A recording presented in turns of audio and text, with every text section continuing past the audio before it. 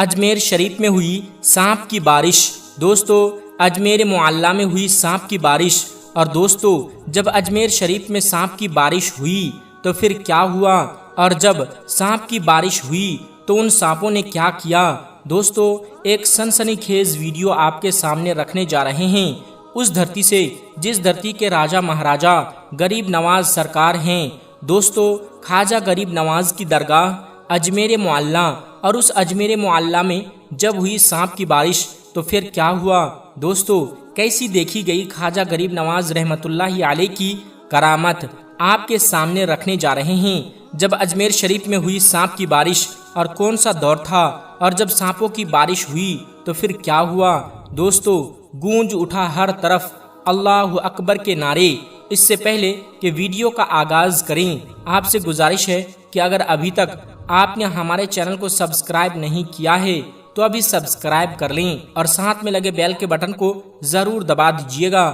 دوستو، ہندوستان کی دھرتی میں جب سنجر کے سلطان سنجری سرکار خواجہ غریب نواز تشریف لائے تو دوستو، سب سے پہلے وہ جس جگہ پر پہنچے وہ جگہ ہندوستان کا خطہ تھا جسے اجمیر معلیٰ کہا جاتا تھا۔ اور اجمیر معلیٰ میں جن کی حکومت چل رہی تھی، جن کی حکمرانی تھی، وہ تھے پرتھوی راج چوہان۔ جب خواجہ غریب نواز ہندوستان میں آنے کے بعد لوگوں کو دین کی دعوت دینے لگے تو اس بات کی خبر بادشاہ تک پہنچی۔ بادشاہ نے خواجہ غریب نواز کو اجمیر سے نکالنے کا فیصلہ کر لیا۔ پہلے تو جہاں خواجہ غریب نواز بیٹھے تھے اس جگہ پر بادشاہ کے اونٹ بیٹھائے جاتے تھے۔ اس کا واقعہ آپ لوگوں نے سنا ہوگا کہ کیسے خواجہ غریب نواز وہاں سے یہ کہہ کر چلے گئے کہ جب بادشاہ کے سپاہیوں نے انہیں زبردستی وہاں سے اٹھنے پر مجبور کیا تو خواجہ غریب نواز نے فرمایا، ٹھیک ہے، ہم یہاں سے چلے جاتے ہیں، لیکن راجہ کے اونٹ یہیں بیٹھے رہیں گے۔ بہرحال دوستو، خواجہ غریب نواز وہاں سے چلے گئے، لیکن جب اونٹ بیٹھے تو پھر بیٹھے ہی رہ گئے۔ زمین نے انہیں اس قدر جکڑ لیا جیسے زمین نے انہیں اپنے اندر چپکا لیا ہو۔ جب خواجہ غریب نواز رحمۃ اللہ علیہ اجمیر معلیٰ میں پہنچے تو ان کا مقابلہ رام دیو سے ہوا، لیکن جب رام دیو خود خواجہ غریب نواز کے زیر اثر آ گیا اور کلمہ پڑھ کر مسلمان ہو گیا تو پھر پرتھوی راج چوہان کے دل میں اور زیادہ بے چینی پیدا ہو گئی۔ پرتھوی راج چوہان سوچنے لگا کہ اس بابا کو تو ہم نے جنات سے بھی بھڑا دیا، لیکن جنات بھی انہیں ہرا نہ سکے، میرے سپاہی بھی انہیں شکست نہ دے سکے، پاگل ہاتھی بھی ان کا کچھ نہ بگاڑ سکا۔ مجھے تو لگتا ہے کہ یہ بہت بڑا جادوگر ہے اور جادو کو جادو سے ہی ہرایا جا سکتا ہے۔ بہرحال اس نے اس وقت کے سب سے بڑے جادوگر کو بلایا جسے دنیائے زمانہ جے پال جوگی کے نام سے جانتی تھی۔ راجا نے جے پال جوگی کو دربار میں بلایا اور خواجہ غریب نواز کے بارے میں ساری باتیں بتا دیں۔ بتایا کہ کیسے انہوں نے اجمیر میں رہنا مشکل کر دیا ہے، کیسے وہ لوگوں کو حق اور سچائی کی دعوت دے رہے ہیں، کیسے سلطان الہند اسلام کی دعوت دے رہے ہیں۔ راجا نے کہا، ہم نے بہت کوشش کی لیکن وہ یہاں سے نہیں جاتے، تم کسی بھی طرح خواجہ غریب نواز کو اجمیر سے بھگا دو۔ اب دوستو، وہ اس زمانے کا سب سے بڑا جادوگر تھا، اسے اپنے جادو پر بہت غرور تھا۔ اس نے کہا، بادشاہ فکر مت کرو، میں ہوں نا، میں پل بھر میں انہیں بھگا دوں گا، اور اگر وہ اجمیر چھوڑ کر نہ گئے تو اپنی جان سے بھی ہاتھ دھو بیٹھیں گے۔ بہرحال جے پال جوگی خواجہ غریب نواز رحمۃ اللہ علیہ سے مقابلہ کرنے کے لیے روانہ ہو گیا۔ اس کے ساتھ تقریباً 2500 چھوٹے بڑے جادوگر بھی تھے۔ جے پال جوگی کے آنے کی خبر خواجہ غریب نواز کو مل گئی۔ مریدوں میں کچھ خوف بھی تھا کیونکہ جے پال جوگی اس زمانے کا سب سے بڑا جادوگر مانا جاتا تھا۔ سلطان الہند خواجہ غریب نواز کو بتایا گیا، حضور آج آپ سے مقابلہ کرنے کے لیے جے پال آ رہا ہے، وہ جے پال جس کے جادو کا کوئی توڑ نہیں، وہ جے پال جو آج تک کسی سے ہارا نہیں، جس سے ٹکرایا اسے برباد کر دیا۔ جب خواجہ غریب نواز کے سامنے جے پال جوگی کی یہ سارے باتیں بیان کی گئی تو خواجہ غریب نواز نے فرمایا، میرے مریدو گھبراؤ مت، میں ایک دائرہ کھینچ دیتا ہوں، ایک لکیر بنا دیتا ہوں، جب تک میرا مقابلہ جے پال سے ہوتا رہے تم میں سے کوئی بھی اس دائرے سے باہر نہیں جائے گا۔ بہرحال خواجہ غریب نواز نے زمین پر ایک دائرہ کھینچ دیا اور تمام مرید اس کے اندر آ گئے۔ اب جے پال آتا ہے، وہ خواجہ غریب نواز کو دھمکاتا ہے، لیکن خواجہ غریب نواز اس سے بالکل نہیں ڈرتے۔ دوستو، سوچنے کی بات یہ ہے کہ جو اللہ سے ڈرنے والا ہو وہ بھلا کسی جادوگر سے کیا ڈرے گا۔ خواجہ غریب نواز پر جے پال کی کسی بھی بات کا کوئی اثر نہیں ہوتا۔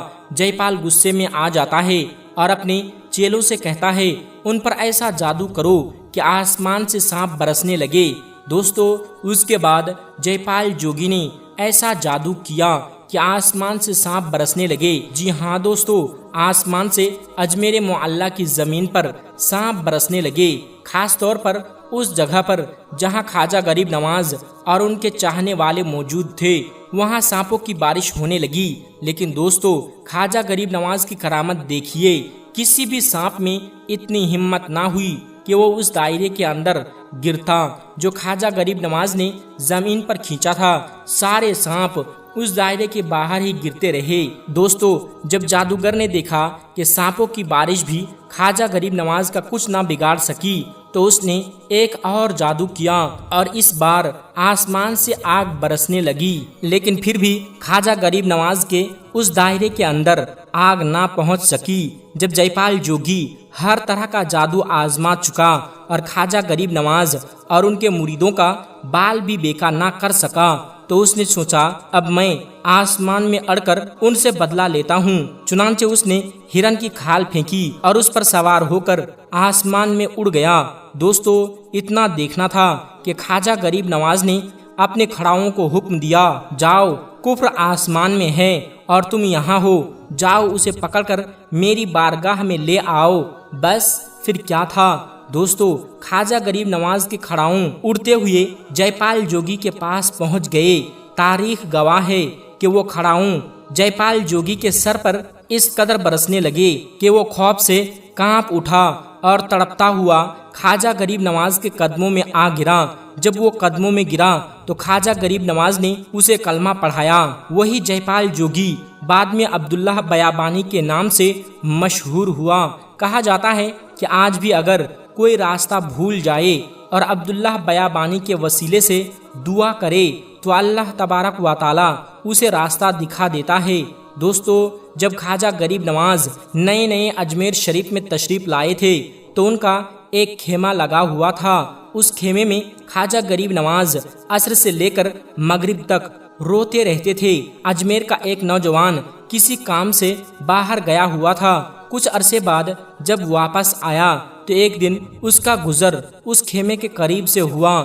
جب وہ وہاں سے گزرا تو اسے رونے کی آواز سنائی دی۔ اس نے دیکھا کہ خواجہ غریب نواز رو رہے ہیں۔ وہ اس وقت مسلمان نہیں تھا۔ وہ فوراً گھر گیا اور اپنی ماں سے پوچھا، ماں، یہ مسلمانوں کے بابا کیوں روتے ہیں؟ میں روز یہاں سے گزرتا ہوں، عصر سے لے کر مغرب تک یہ روتے رہتے ہیں۔ ماں نے کہا، بیٹا جا کر خود ان سے پوچھ لو۔ وہ نوجوان خواجہ غریب نواز کے خیمے میں حاضر ہوا اور عرض کیا، بابا، میں روز یہاں سے گزرتا ہوں، آپ کے رونے کی آواز سنتا ہوں، آپ مجھے بتائیے کہ آپ کیوں روتے ہیں؟ خواجہ غریب نواز نے فرمایا، کیا تم جاننا چاہتے ہو کہ میں کیوں روتا ہوں؟ نوجوان نے کہا، جی ہاں۔ خواجہ غریب نواز نے فرمایا، میں نے اپنی زندگی کا ایک طویل عرصہ اپنے مرشد کی خدمت میں گزارا ہے، مجھے اپنے پیر کی یاد رلاتی ہے، میں عصر سے مغرب تک اپنے مرشد کی یاد میں روتا رہتا ہوں۔ نوجوان نے کہا،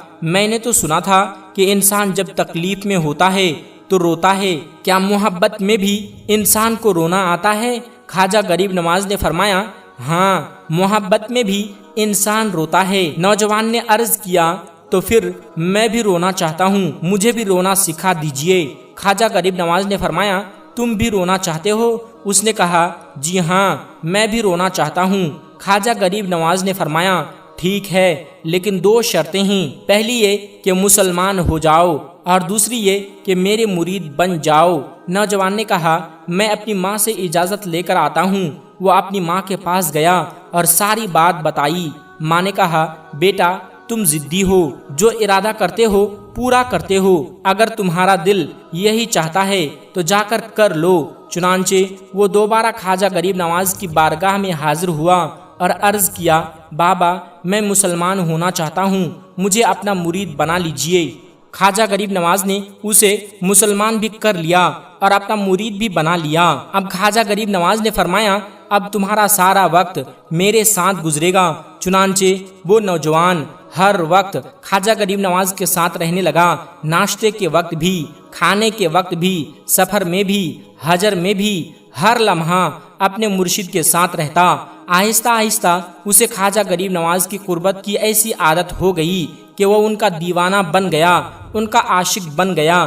کچھ عرصہ گزرنے کے بعد ایک دن خواجہ غریب نواز نے فرمایا، اب تمہارے لیے 3 دن کی چھٹی ہے، 3 دن کے لیے اپنے گھر چلے جاؤ۔ اس نے عرض کیا، ٹھیک ہے حضور، میں چلا جاتا ہوں۔ خواجہ غریب نواز نے فرمایا، لیکن 3 دن تک تم مجھ سے ملاقات نہیں کرو گے۔ اس نے عرض کیا، جی بہتر۔ چنانچہ وہ اپنے گھر چلا گیا۔ دوستو، یہ وہ نوجوان تھا جو روز 3 وقت کھانا کھایا کرتا تھا، لیکن اس دن جب گھر پہنچا تو ایک لقمہ بھی نہ کھا سکا۔ اسے عجیب سی بے چینی محسوس ہونے لگی۔ وہ کہنے لگا، پتہ نہیں مجھے کیا ہو گیا ہے، دل میں ایک خالی پن سا محسوس ہو رہا ہے۔ وقت گزرتا گیا، رات ہوئی تو اسے نیند بھی نہ آئی۔ وہ گھر کی چھت پر جا بیٹھا۔ اس کی ماں نے دیکھا تو پوچھا، بیٹا تم چھت پر کیوں بیٹھے ہو؟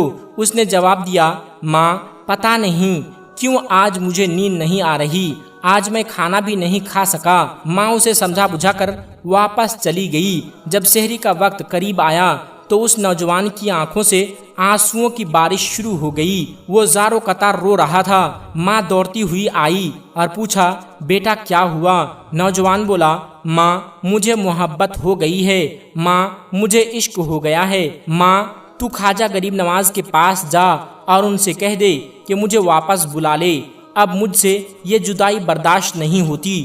ماں فوراً خواجہ غریب نواز کی بارگاہ میں حاضر ہوئی اور عرض کیا، بابا آپ نے میرے بیٹے کو کیا کر دیا ہے؟ میں آپ کا تعلق تو نہیں سمجھتی، لیکن میرا بیٹا رو رہا ہے، اسے واپس بلا لیجئے۔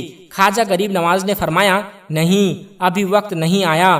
پھر فرمایا، ابھی تو عشق کی ابتدا ہے، روتا ہے کیا؟ آگے آگے دیکھ ہوتا ہے کیا؟ اس کی تمنا تھی، اس کی خواہش تھی کہ محبت میں رونا سیکھ جائے، ابھی تو یہ صرف شروعات ہے۔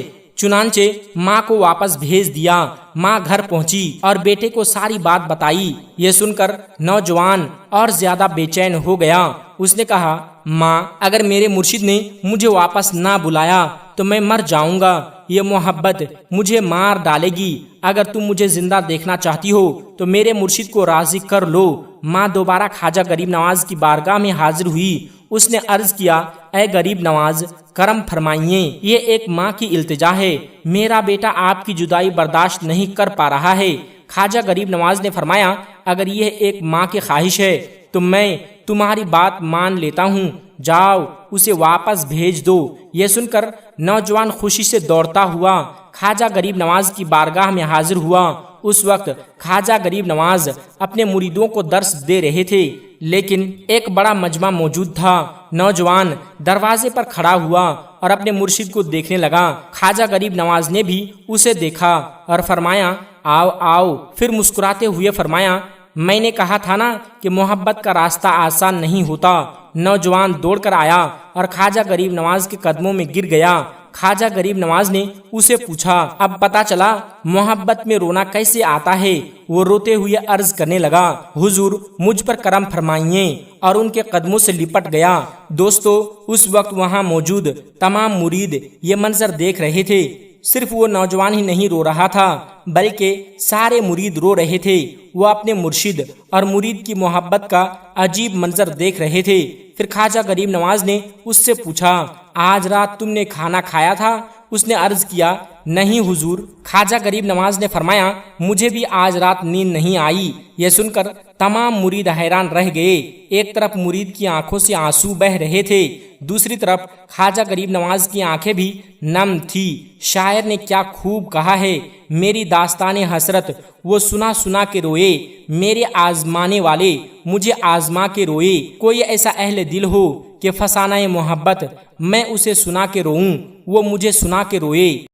دوستو، 10 محرم کے دن اسلام مذہب کو ماننے والے کچھ لوگ نعرے لگاتے ہیں، ڈھول بجاتے ہیں اور اپنے آپ کو مارتے ہیں، یعنی خود کو تکلیف دیتے ہیں اور ماتم کرتے ہیں۔ آج کی اس ویڈیو میں ہم آپ کو بتانے والے ہیں کہ مسلمان محرم کیوں مناتے ہیں۔ اس دن یعنی 10 محرم کے دن آخر ایسا کیا ہوا تھا جس کی وجہ سے مسلمان 10 محرم کے دن ماتم کرتے ہیں۔ اور یہی نہیں، ساتھ ہی ساتھ ہم آپ کو یہ بھی بتانے والے ہیں کہ اسلام میں تعزیے کی شروعات کب اور کیسے ہوئی، سب سے پہلا تعزیہ کب اور کہاں نکلا، یہ جان کر آپ بھی حیران رہ جائیں گے۔ اس لیے آج کی یہ ویڈیو آپ سب کے لیے بہت ہی زیادہ خاص ہے اور آپ سب سے یہ گزارش ہے کہ آپ اس ویڈیو کو لائک کریں یا نہ کریں، مگر مہربانی کر کے اسے شیئر ضرور کر دیں تاکہ یہ معلومات اور بھی لوگوں تک پہنچ جائے۔ تو چلیے دوستو شروع کرتے ہیں۔ دوستو، سب سے پہلے تو ہم آپ کو بتا دیں کہ 10 محرم کے دن حضرت امام حسین کو اور ان کے چھوٹے چھوٹے بچوں کو کربلا کے میدان میں بھوکا پیاسا شہید کر دیا گیا تھا، جن کی یاد میں یعنی حضرت امام حسین کی شہادت کو یاد رکھتے ہوئے 10 محرم کے دن مسلمان ماتم کرتے ہیں۔ حضرت امام حسین اللہ کے پیارے نبی حضرت محمد صلی اللہ علیہ وسلم کے نواسے تھے، یعنی حضرت امام حسین آپ کی پیاری اور لاڈلی بیٹی حضرت فاطمہ رضی اللہ تعالی عنہا کے بیٹے تھے، جن کو 10 محرم کے دن کربلا کے میدان میں 3 دن تک بھوکا پیاسا رکھ کر شہید کر دیا گیا تھا۔ اس وقت حضرت امام حسین رضی اللہ تعالی عنہ کے ساتھ ان کے گھر کے چھوٹے چھوٹے بچے اور عورتیں بھی تھیں، ان سب کو بھی شہید کر دیا گیا تھا۔ دوستو، محرم کی تاریخ کو گہرائی سے سمجھنے کے لیے ہمیں تاریخ کے اس حصے میں جانا پڑے گا جہاں سے اس جنگ کی شروعات ہوئی تھی، اس لیے آپ اس ویڈیو کو بغیر اسکپ کیے آخر تک غور سے ضرور دیکھنا۔ دوستو، یہ اس وقت کی بات ہے جب اسلامی خلافت یعنی خلیفہ کی حکومت ہوا کرتی تھی۔ خلیفہ اس وقت دنیا بھر کے مسلمانوں کا بڑا رہنما ہوتا تھا۔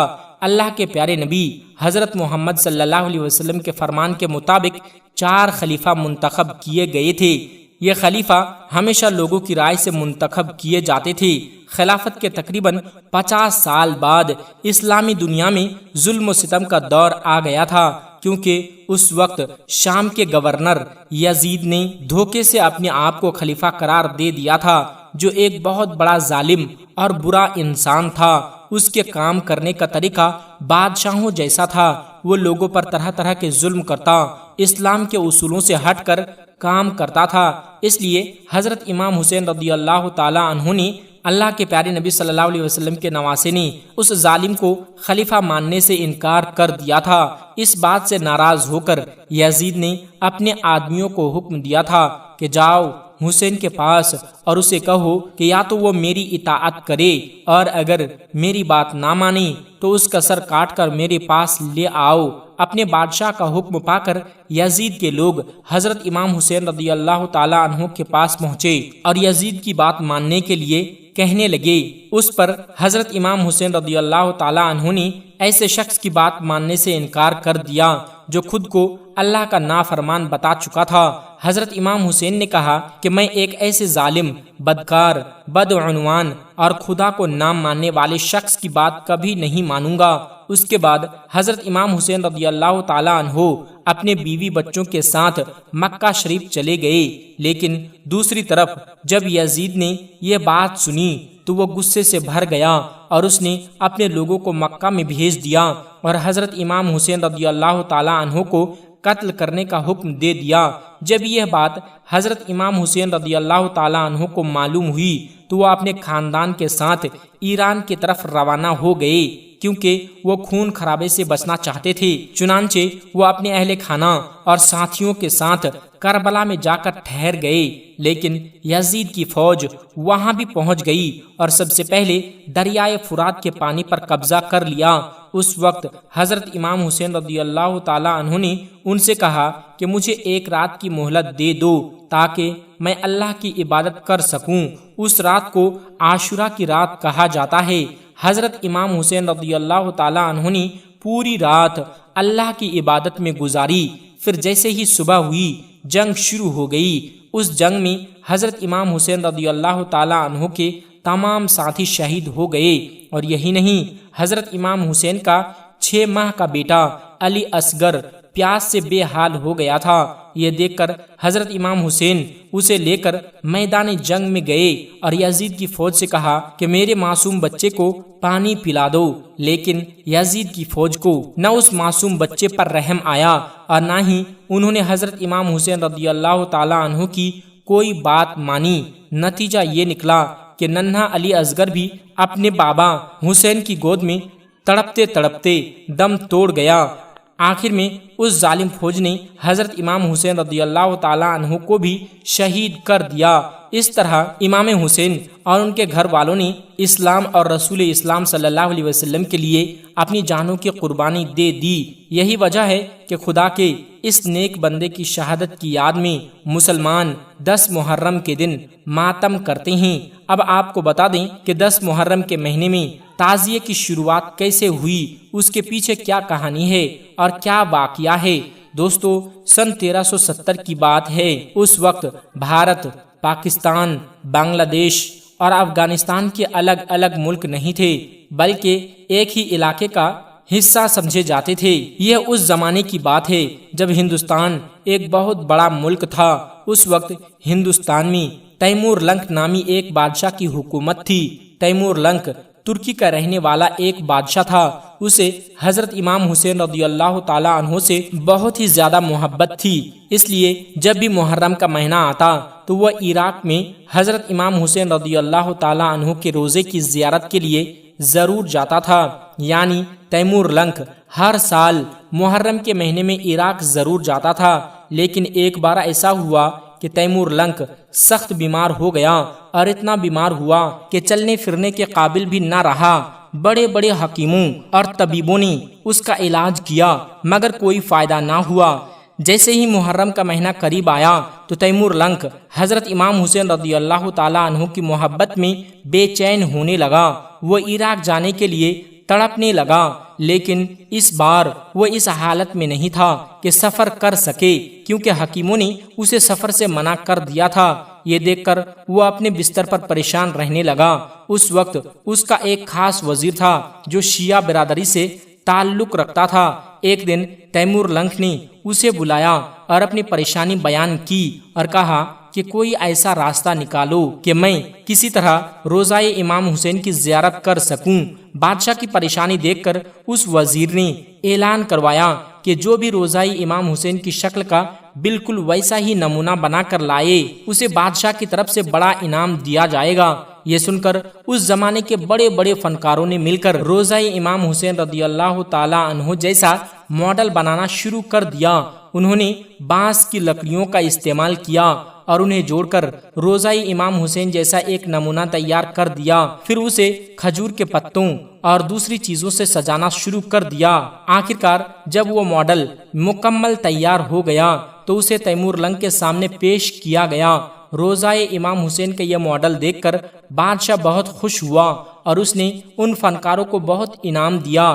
ہم آپ کو بتا دیں کہ اس دن پہلی بار ایک تعزیہ تیار کیا گیا تھا۔ جن تعزیوں کو آج ہم اور آپ دیکھتے ہیں ان کی شروعات اسی دن سے مانی جاتی ہے۔ دوستو، اس کے بعد تیمور لنک کے اس تعزیے کی شہرت دور دور تک پھیل گئی، یہاں تک کہ روس اور چین کے بعض علاقوں تک اس کا چرچا ہونے لگا۔ اس کے بعد جو لوگ حضرت امام حسین سے محبت رکھتے تھے وہ اس تعزیے کی زیارت کے لیے آنے لگے۔ اب ہر سال تیمور لنک کو خوش کرنے کے لیے مختلف قسم کے تعزیے بنائے جانے لگے، مگر ہم آپ کو بتا دیں کہ تیمور لنک کا یہ سلسلہ زیادہ عرصے تک نہ چل سکا، کیونکہ ایک دن اچانک اس کی موت ہو گئی، لیکن اس وقت تعزیہ بنانے کی یہ رسم صرف ہندوستان ہی نہیں بلکہ دنیا کے کئی علاقوں تک پھیل چکی تھی۔ اس کے بعد آہستہ آہستہ ہندوستان کی تقسیم ہوئی اور بھارت، پاکستان، بنگلہ دیش اور افغانستان الگ الگ ملک بن گئے، مگر تعزیہ بنانے کا رواج اسی طرح جاری رہا۔